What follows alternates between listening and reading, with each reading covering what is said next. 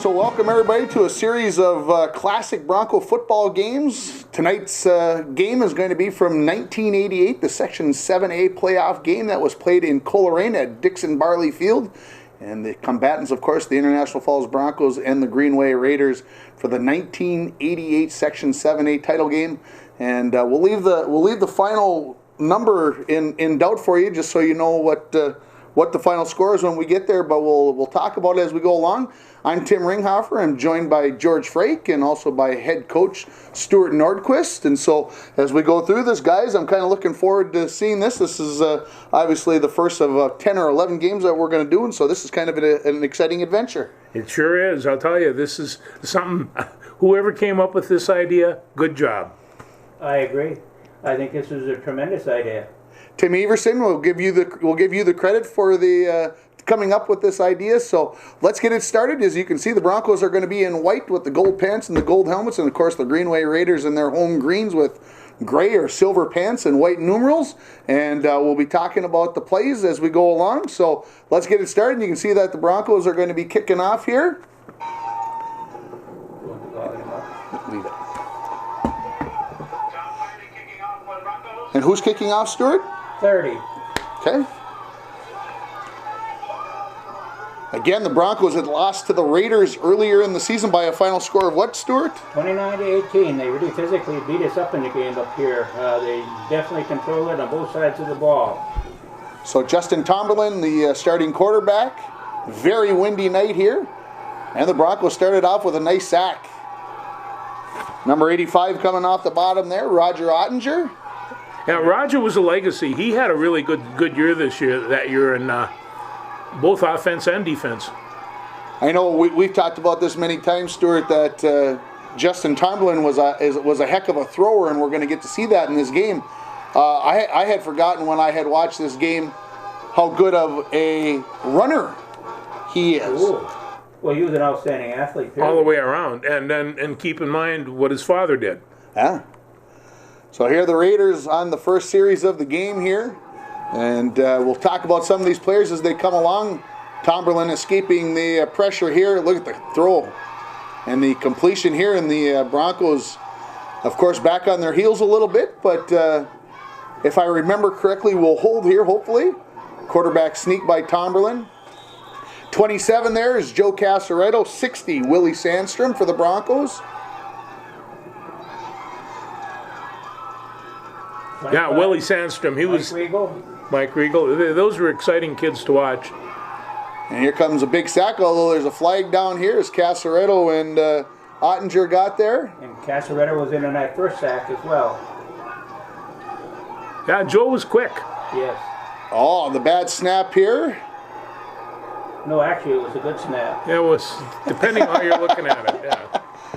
And the Broncos with great field position to for their first series. This is the old box formation. This is what you came up with downstairs in the basement. Can this beat that defense? And I says, yes, it can. Tony Palm, the number 42, and Eric Peterson, number 45. They get the first two carries of this football game. And Eric Peterson had himself a hard-running football game in this one. Who's 27, the box back? That is Casaretto. Oh, Joe. He wore number 72 during the year, but when we moved him to the box man, he became number 27, so they would have to account for him as a receiver. And here's Tony Palm right up the middle in for the first score of the football game as the Broncos take an early 6-0 lead. And just not to take it away from him, but he ran right over Pat O'Brien, who was an all-state tackle. He helped. Number 78, that definitely is a big help. A little delay here on the extra point, but it's a good one. And the Broncos lead it 7-0. Now you can see 5 minutes into the football game. Again, this is the 1988 Section Championship game for Section 7A between the Geenway Raiders and the International Falls Broncos.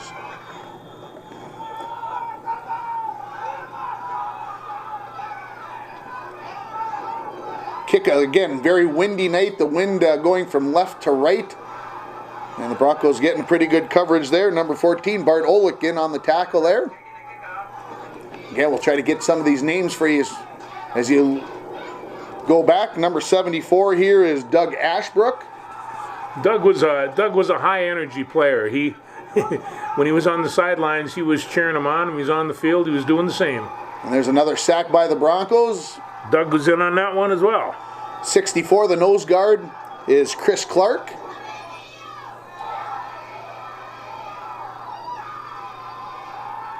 Tomberlin somehow escapes on this play. Not sure how, but that's the magician that he was, the athlete that he was. And the Broncos do hold up here, though, and I believe force a punt. So again, the Raiders were the #1 seed in the playoffs, correct, Stuart? They were #1. And of course, the Broncos, as you mentioned just before we started this, had lost 3 of the first 4 games of the football season. And it kind of 3 seed. This handoff to Tony Palm right up the middle. Some good shifty running there. And another Bronco first down. You know, Palm and Peterson ran like heavyweights back there. You could hear them step. It was scared my B squad when they ran against them. So when you look in that backfield, you can see the box back 27 there, again with Casaretto. And then they're running behind 78. Again, that's Pat O'Brien and number 60, Willie Sandstrom for the Broncos. And a little pass interference on this play. That was Ottinger. As the Broncos moving back again into Raider territory here.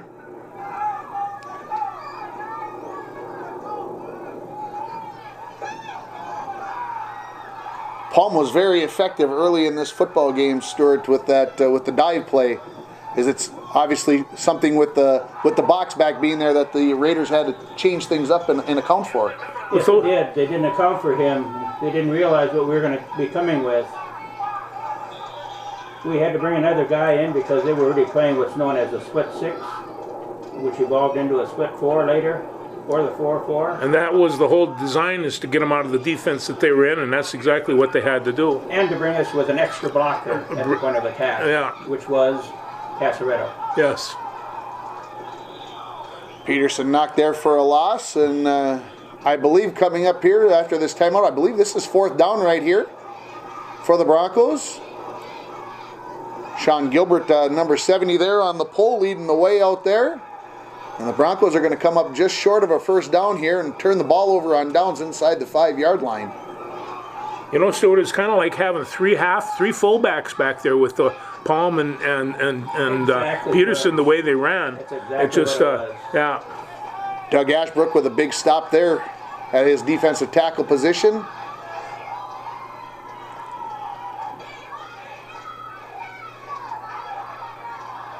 And the Broncos will end up with the safety here. Right, they ran an option play. We rotated our secondary. We got our corner up to cover the pitch. So now that was the end of the first quarter. That was the last play. That's why they switched ends here. So the Broncos lead at 9-0 here after the first quarter. Again, this is the 1988 Section 7A championship football game. Again, that punt with the wind. Peterson here, Eric Peterson with the return after the slight bobble. Great field position here for the Broncos.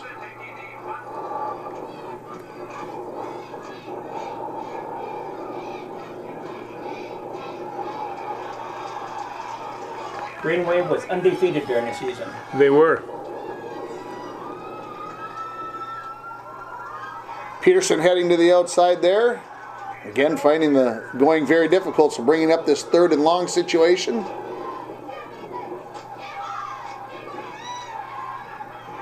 Tony Palm with some pretty fancy running there. And that's that box formation again. They couldn't see it coming. It's so simple, and yet it really, with an extra blocker, would be so devastating. So the first punt of the game. Who was the punter, Stuart? The punter is Barron, number 17. Jeff. So the Raiders take over.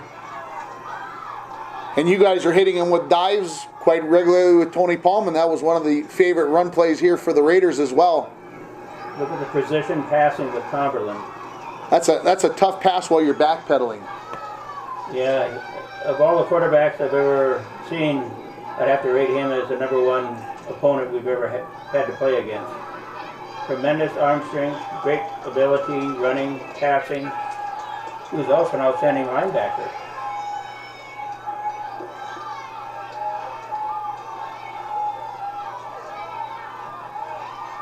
Here comes the flag here on the Broncos for a pass interference, if I recall correctly.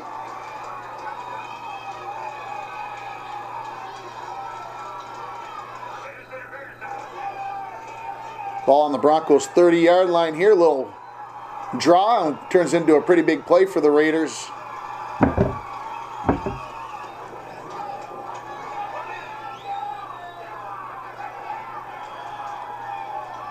You guys must have had a kind of a plan there for covering Cumberland when he ran the football, or was it just kind of swarm to the defense, or did you guys have a spy on him at all?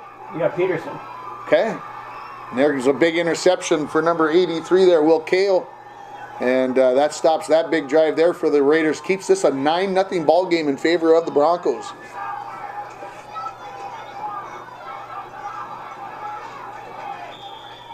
Number 52 there, Steve Crosby. We haven't mentioned him. He's the center, correct, Stuart? Correct.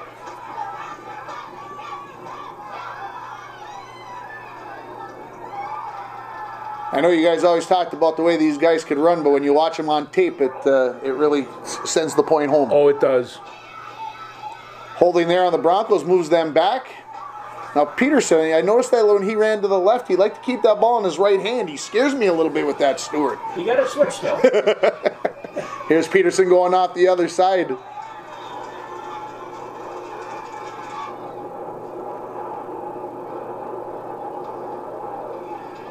Another punt here for the Broncos into the wind. Not a bad boot considering the wind. You can hear it in the background. Well, you got to keep in mind with Peterson and Palm, they're also number 6 and number 8 Bronco rushers of all time. These guys really carried the ball, and almost equally. They were very, very physical people. Yeah, they were. First down here for the Raiders. This tackle turns into another big play here for the Raiders, back-to-back, and move into Broncos territory. But because of the 15-yard penalty, and I'm not sure what the 15-yard penalty was. Do you remember what that was for, Stuart? I think that was unsportsmanlike conduct.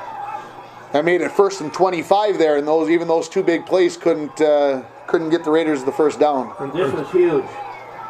Just by inches, the ball stayed in, or went into the end zone, so we got it back out at the 20. As opposed to right on the edge. I was wondering about that, yeah. You can see the Geenway players were kind of protesting that the ball didn't land in the end zone, but it did kind of maybe break the plane of the end zone, and that's all it has to do in high school football. So first down here for the Broncos, again leading 9-0 midway through the second quarter.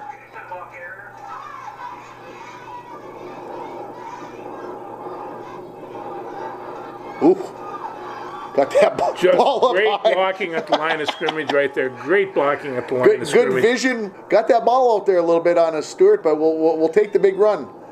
Palm again here on the run.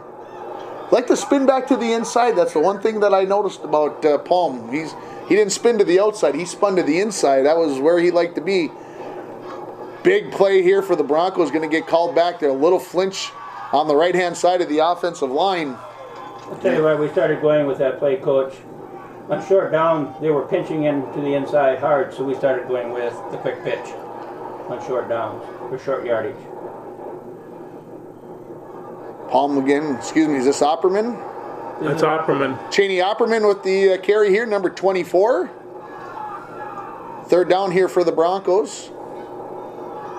Hand off to Peterson, gets knocked back down in the backfield. Here's a big fourth down quarterback sneak, Coach. Yeah. And just enough to get the first down here, if I recall correctly. That's been a favorite play of our linemen. Wedge block. What is the matter with that play? Nothing. And you saw Marty Olson, number 12, the quarterback, with the big fist pump after they got that first down. You can see the Raider defense all standing up. Nobody's got their hand on the ground. That's called the radar defense. And what was kind of the premise behind that, Stuart, the radar? The radar defense was something developed by Lyle Idness. He was a head coach at St. Peter, Minnesota, and they won the state title with that. The idea I remember that, John. Face out toward your opponent. If he comes down at you, you loop around him right away. radar. Another big run there by Eric Peterson. You get another handoff, and this time hitting the backfield. Go back to the wing tee, out of the box here. An old staple, an old favorite of the Bronco fans there. That's number 35 is Ryan Millette. Yeah, the 26XX something. You can't run that out of the box. You got to go to the wing. So you saw it, halftime score, 9-0 in favor of the Broncos. So teams went to the locker room. Geenway went to the locker room. I assume you went to the bus, Stuart? No, I think they let us use the other half, if I remember. And so the Broncos kicking it off here. Seems to me you guys kicked off to start this football game. How come we kicked off both times? Nope, we don't need to discuss that. I saw the eye roll. We'll discuss that off the camera. Tomberlin dropping back to pass here. He's the only quarterback that I've ever played against that can, in high school, that can be dropping back and throw the ball in a dart 20 yards down the field. Roughing the passing there on the Broncos. That's why the ball being advanced down the field. Tomberlin again falling away. Look at just over the top of Willie Sandstrom's hand there and in front of the cornerback to complete that pass. Good job of stopping the quarterback draw there. Played mostly 50 front in this game, Stuart, yes? 53, yes. This time Tomberlin gets loose a little bit. And the goal of the linebacker was not to let the wide receiver come in on a slant.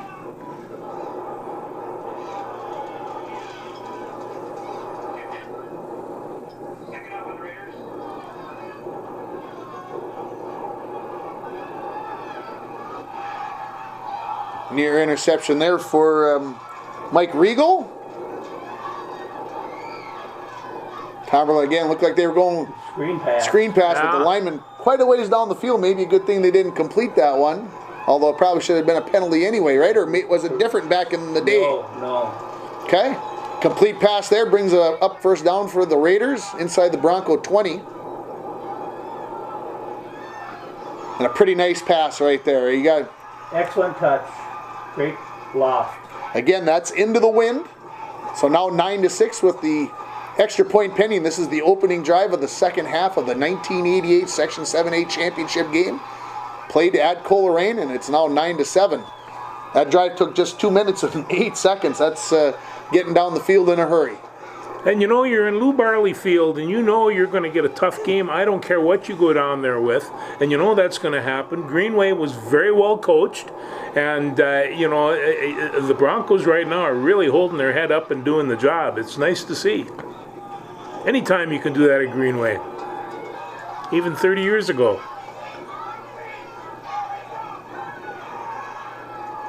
Peterson at that first run of the second half. Again, a play that the Raiders had to be thinking at halftime maybe they had found a way to stop, but not really to be in this football game.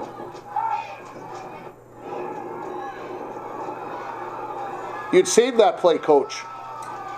Well, when you get to the section final, you've got to have something different, and the box was the thing really made the difference in this game. You know, but that counter play, you hadn't run that play in the first half where you kind of went with the box back on one side and you ran to the other side of the formation, to the other side of the center. The counter is what really makes the formation, because once they get trapped with that, now they have to be thinking about it all the time. Ray felt this was one of his best teams he had, 1988. Oh, I think it was. I'm sure there's some other teams that would like to protest that. Well, there would, but Ray was a real fine football coach. I always said if you're preparing for Ray Tomberlin, you better pull your socks up tight. Another third and short yardage here for the Broncos. And Marty Olson, the quarterback, finds enough for another first down. We were a team largely composed of juniors that year. Yeah, they would go back to state in '89 as well. Right. Here again, Palm up on the inside, finding some room. And another Bronco first down, I believe. See, this defense of Geenway is designed for pursuit. They had a great pursuing team that's why we went at it with a lot of direct plays where they had to stay in one place.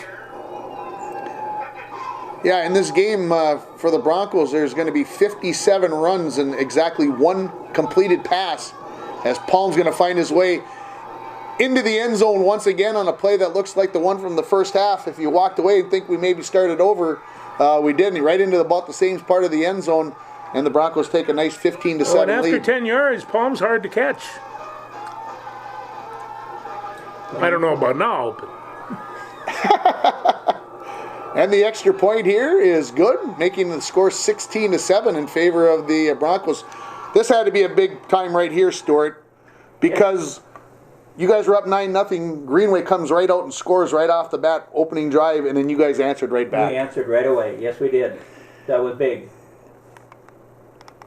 So as you can see, 16-7 here with just under 6 minutes remaining in the third quarter. Are you making any adjustments at this time, Stuart, to counteract Greenway's offense? Because, boy, I'll tell you, they're going side to side.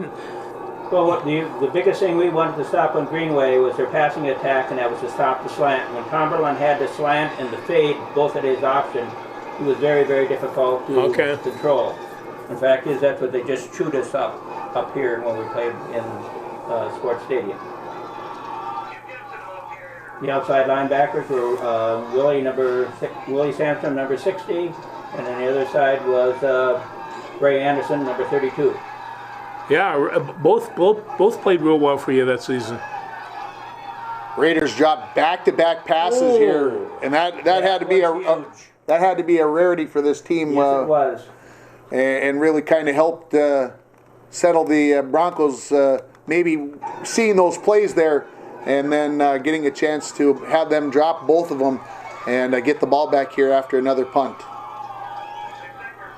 One big thing that we did coming out of the half, once they scored, we answered them right away.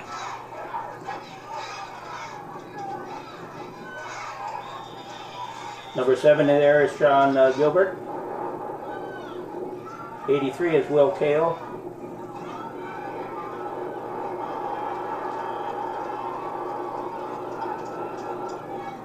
Again, you're watching the 1988 Section 7A Championship football game between the Greenway Raiders and the International Falls Broncos.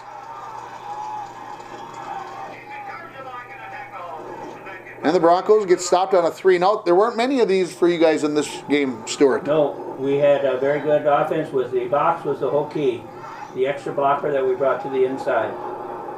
Joe Casaretto did a fantastic job, as did the entire line.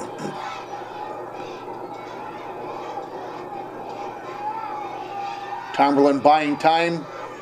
Look at that, falling backwards, jumping up. From end to end, you have as good an offensive and defensive line as you had in a while. That was a very good offensive line.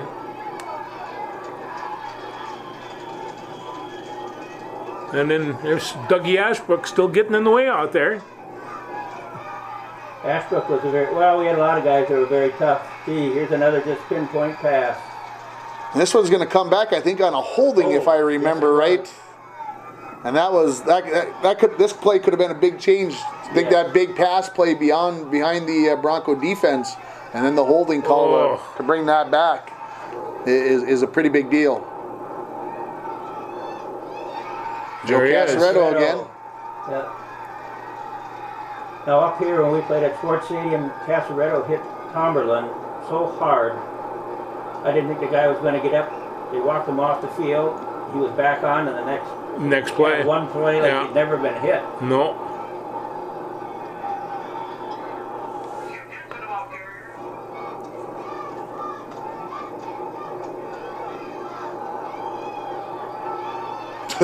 Directing traffic as he goes, and a pickoff here. By Will Cahill, he got 2 of them in this game.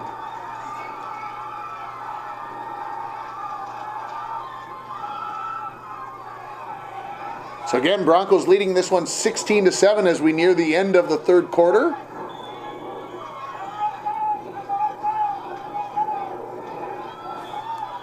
And it is the end of the third quarter. So the Broncos up by more than one score here, guys, and you had to be feeling fairly confident at this point, Stuart, or No, no, we were not feeling confident because of what Cumberland could do. They had racked up some big scores during the course of the season. They were undefeated.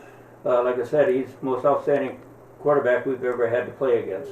He could hurt you any part of the field. I mean, like you say, run, pass, direct traffic. He was a real leader out there.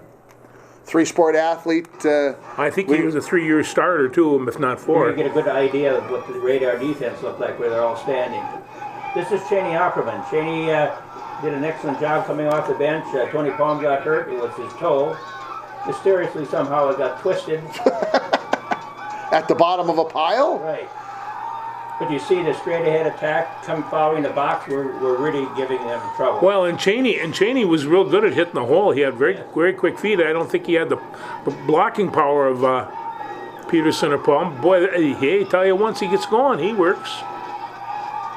Yeah, this is a big drive right here for the Broncos. Up 16-7. You can put yourself up by two scores, 2+ scores actually, if things would have worked out. And this is a crucial part of the game right here. And you do go to your timeout here, Stuart, to kind of talk about. This is a third down play here.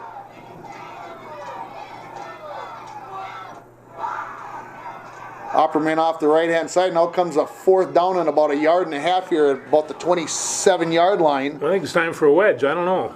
And did you guys call that timeout from the sideline, or did did Marty see something that he knew? Hollering it timeout because remember they were pinching on short yardage.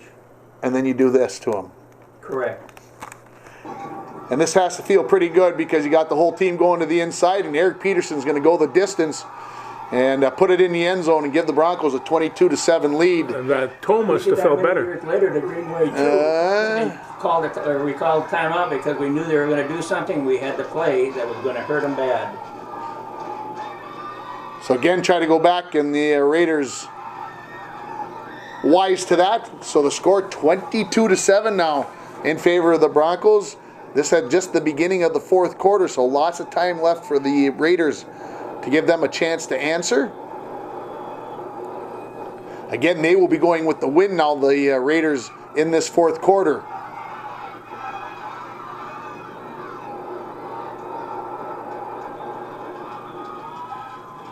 A lot of starters out there on that kickoff team, Stuart, I noticed. Not taking any chances, right? No, not when it's a section championship game. Here's a big overthrow. Oh, that was... Football, 12 inches difference. He would have had it and down the field. Second down here now for the Raiders. Tomberlin scrambling, throwing across his body, and somehow, that go left and throw right is really an amazing. And then back across the field. And then back across the field. The draw, he had a couple of good ones, but the Broncos did a great job of stopping that play for the most part in the game, or at least had a chance at him. Complete there in the flats. Nice little couple of moves here. Again, the Broncos are leading this 22-7 in the fourth quarter. The 1988 Section 7A championship game.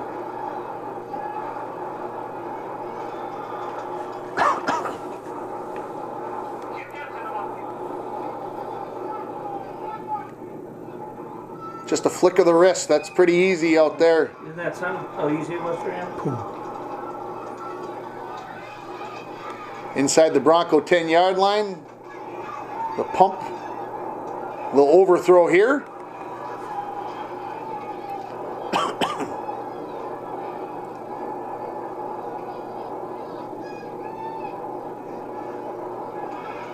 There's that slant pattern that you were talking about. You tried to stop. That one they got in and completed and put it in the end zone. So now here's a big 2-point play. This is 22-13.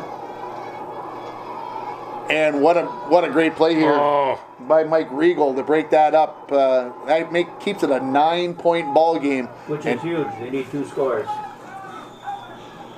Mike Regal's had a really good game this game. I think both of your corners with KO and Regal played pretty good stuff here. Yes, they did. And Marty Olson did a heck of a job at the safety, making the calls, make sure everything was in the right place.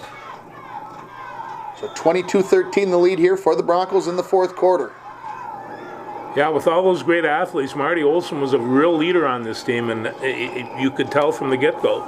You can see on the clock 6:47 remaining in the fourth quarter. Broncos find the going tough. Here's that counter play. And the Raiders have to be charged up after scoring, getting themselves back into the ball game. A pass by the team in white. And complete To Ottinger. to Ottinger. The only completion of this football game, it was for 32 yards, and it was a biggie.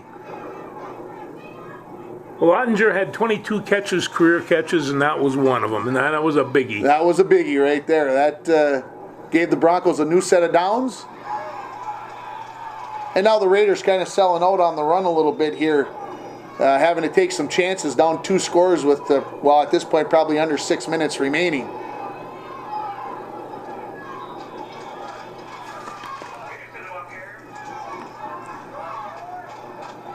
Now, this was a very interesting call right here, Coach. The fake punt. Oh, yeah. And it came up just a little bit short. little bit short. That could have been the, well, if you get a first down there, you take another minute or two off the clock. 45-yard line.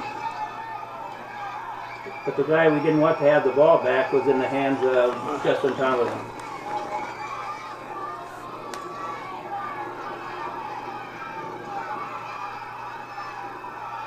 Big completion there.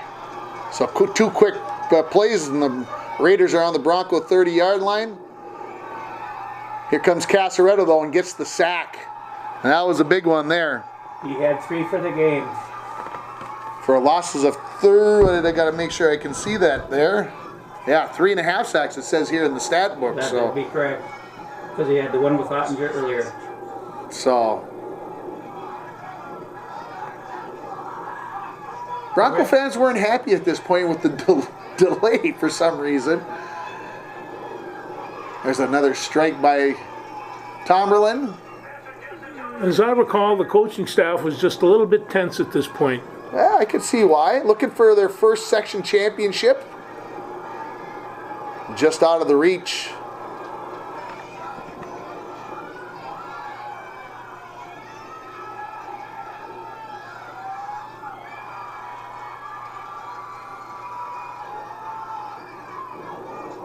The quarterback sneaked to get the first down there. They were just just around a yard short. Now, what a lot of people don't realize, and you guys probably don't remember this, Ringer, you weren't around, but Justin Tomberlin called many of these plays at the line. They did not get to the huddle. Well, he and the coach talked it over at supper time. That's how they were able to come to that conclusion. Pretty nice touchdown pass there on that play by Tomberlin, again running to his left, throwing with the right, very difficult. So now 22-19, and the extra point is wide. And that made things a little more interesting. So just over a couple minutes left in this football game. The Broncos up by 3. But the Raiders have scored the last 2. And here comes the onside kick. And a very nice job here by the Broncos picking that up and going to the knee. That was Ottinger immediately. Don't run it back or you can get a fumble.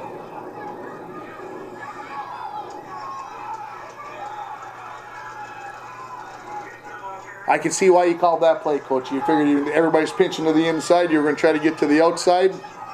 Again. Well, let's try it again. Stay in bounds, though, right? Number 4. Stay in bounds. Stay in bounds. As the Broncos trying to run out the clock, so bringing up 3rd and long here for the Broncos.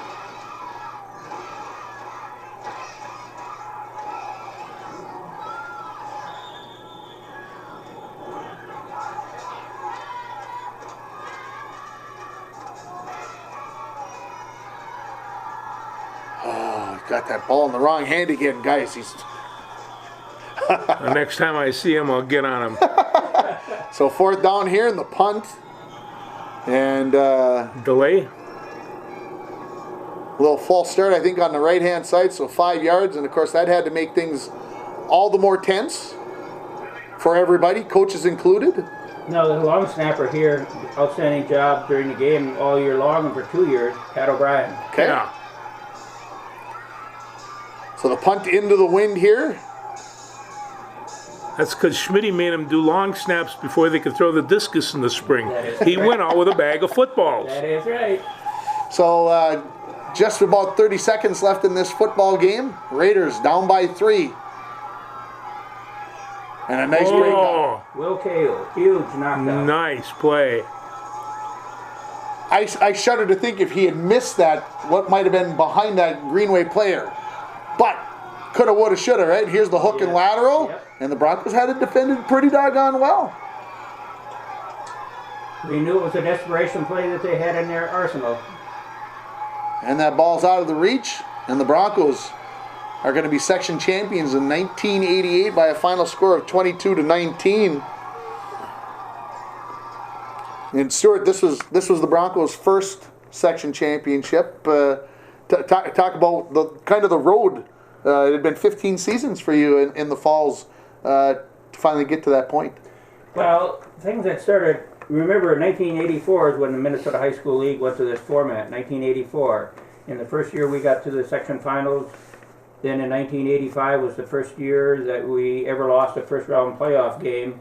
86 we went to the finals. 87 we lost in 4 overtimes in the semis. 88 we won it. 89 we won it. So we really went on a streak there for a while.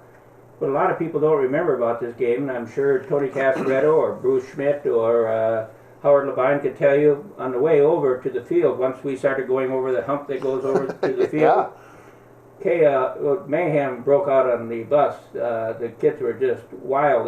They dressed, they hardly said a word to each other. They were absolutely quiet. I told Bruce we're either going to play a great game or we're too tense and we're not going to be playing well. But as we went over that bridge and all chaos broke loose, and the bus driver said, "You got to get these guys under control. They're going to tear the bus apart." And I said, "You need to get us to the field faster." Well, and I don't know if you remember, but I was on the roof that night too. Yes. And so, as I'm watching this game, I'm thinking, oh yes, I remember now.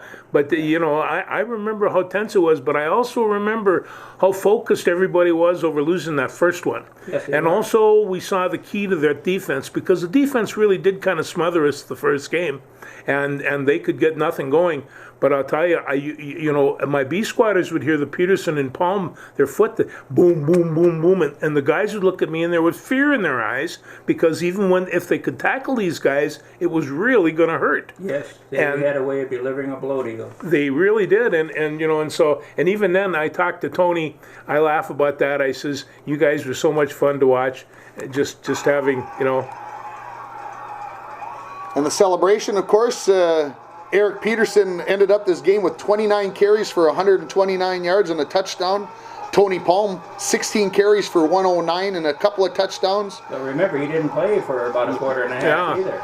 Cheney Opperman, 7 for 26. Marty Olson had 3 carries for 5 yards, but all those on quarterback sneaks, and all of them came up with first downs in the game. And a great pass. And the one great pass, the 1-for-1 for 32 yards to... Doug Ashbrook? It says to Cahill here. It might have been Cahill. It was Will Cahill. Okay, Will Cahill. It was to Will Cahill, number 83. And Ryan Millette had a couple carries on the 26 crisscross. So kind of have it there. And so there was the 1988 Section 7A championship football game. And final thoughts, guys, on your memories of the football game. Well, to me, it was an eerie locker room in that nobody said anything to anybody in the locker room. It was absolute quiet. If you talked to anybody, it was very, very low. If they needed something taped or whatever, and they got on the bus, nobody said a word until we went over the bridge. And once we got about the middle of the bridge, asked Tony Casaretto, because he was a volunteer coach at the time. Tony Dungy has said repeatedly that you don't win games on emotion, you win them on execution. This game is an exception. The emotional, I've never had a team before or since that ever had the emotional intensity that these kids did in 1988.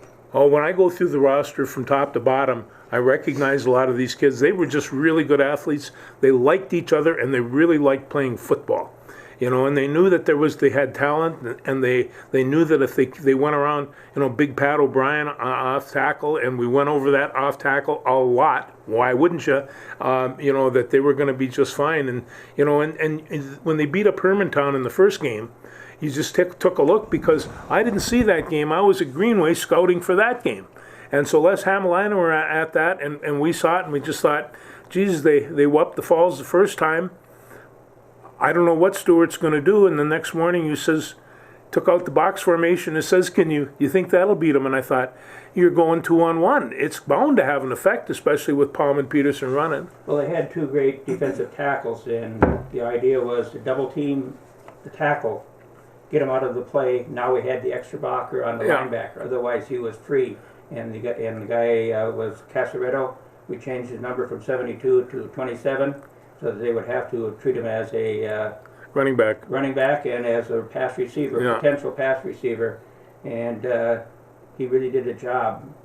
The kids played an outstanding game. They really did. Well, you see it, Willie Sandstrom, K.O., Ottinger, all of these guys that you don't hear a whole lot about.